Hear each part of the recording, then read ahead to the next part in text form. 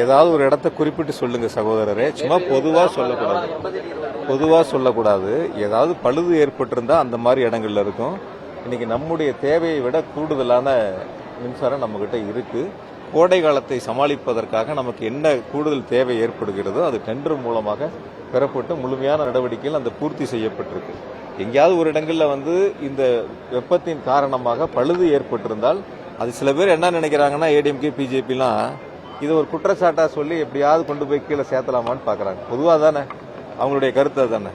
குறிப்பிட்ட இடங்கள் எங்காவது இருந்துச்சுன்னா உடனடியாக நாங்கள் அதை நடவடிக்கை எடுத்து அந்த பழுதடைந்தது கூட உடனுக்குடன் சரி செய்யப்படுவதற்காக பணியாளர்கள் நியமிக்கப்பட்டிருக்காங்க. அதனால கோடை காலத்தை பொறுத்தவரை இப்ப கோடை காலம் மட்டும் இல்ல, இனி தமிழ்நாட்டில் திராவிட மாடல் ஆட்சியில் முதலமைச்சருடைய பொற்கால ஆட்சியில் தமிழ்நாட்டில் மின்சாரம் போதிய அளவு இருக்கின்றது. புதிய திட்டங்களை செயல்படுத்துவதற்கான அறிவிப்புகள் வெளியிடப்பட்டு அந்த பணிகள்லாம் தொடங்கப்பட்டிருக்கு. தமிழ்நாடு மின்சார வாரியத்தினுடைய வரலாற்றில் முதலமைச்சர்கள் அறிவித்து வழிகாட்டி இருக்கக்கூடிய திட்டங்கள் செயல்பாட்டுக்கு வருகின்ற பொழுது முழுமையாக தமிழ்நாடு தன்னிறைவு பெற்ற ஒரு மாநிலமாக மின் தேவையை பூர்த்தி செய்யக்கூடிய மாநிலமாக அமையும்.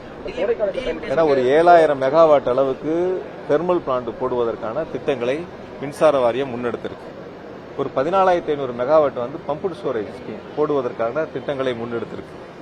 2000 மெகாவாட் அளவுக்கு பேட்டரி ஸ்டோரேஜ் செய்வதற்கான அந்த திட்டங்களை முன்னெடுத்திருக்கிறோம். இப்படி தொடர்ச்சியா எடுக்கக்கூடிய திட்டங்கள் வரக்கூடிய ஆண்டுகளை கவனத்திலே கொண்டு 2030 வரைக்கும் என்ன தேவை என்பதை கவனத்திலே கொண்டு இந்த திட்டங்கள் இப்பொழுது செயல்படுத்தப்பட்டு வருகின்றன, நடவடிக்கை எடுக்கப்பட்டு.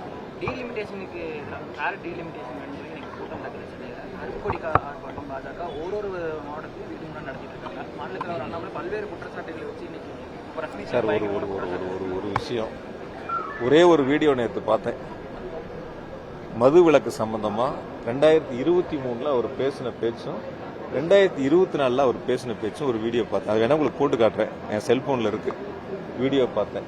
2023 என்ன சொல்றாரு, மது விலக்குங்கிறதே சாத்தியம் இல்லை, 20,000 பேருக்கு வேலை வாய்ப்பு போயிடும், மேல இருந்து கடைமடை வரைக்கும் டாஸ்மார்க்ல பணிபுரிகிறாங்கன்னு ஒரு கருத்து சொல்லியிருக்காரு.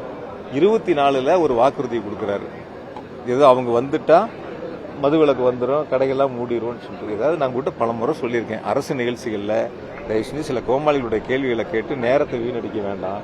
ஒரே மாதிரியான பேச்சுக்களை பேசுறவங்கள கேட்கலாம். உங்களுக்கும் நிறைய வேலை இருக்கு, எங்களுக்கும் நிறைய வேலை இருக்கு. 10,000 பேர் இன்னைக்கு கலந்துருக்கிறாங்க. அதனால தொகுதி மறுவரையறை என்பது தமிழ்நாட்டிற்கு மிகப்பெரிய ஒரு அநீதி ஏற்படும். அதுதான் முதலமைச்சர்கள் தொடர்ந்து சுட்டி காட்டுறாங்க. அந்த அநீதிங்கிறது என்ன, நம்முடைய குரல் டெல்லியில ஒலிக்கின்ற பொழுது அந்த குரல் கேட்பதற்கு நபர்கள் எல்லாம் போயிடும். அதைத்தான் முதலமைச்சர்கள் மக்களிடத்தில் அடித்தட்டு மக்கள் வரை அது சென்றடைஞ்சிருக்கு. நம்ம உரிமை இருக்கு இல்லையா, நம்ம வாக்களிக்கிறவங்களுடைய உரிமை, நம்ம தமிழ்நாட்டின் உரிமையை காப்பாற்றக்கூடிய இடத்துல முதலமைச்சர்கள் இந்தியாவிற்கு வழிகாட்டக்கூடிய ஒரு ஆளுமை மிக்க தலைவராக அதை முன்னெடுத்திருக்கின்றார்கள். நிச்சயமாக முதலமைச்சர்கள் முன்னெடுத்திருக்கக்கூடியதற்கு இந்தியாவில் இருக்கிற மற்ற அரசியல் கட்சி தலைவர்கள் பெரும் ஆதரவை வழங்கியிருக்கின்றார்கள். மாநில முதல்வர்களுக்கு தமிழக முதலமைச்சர் வரவேற்பு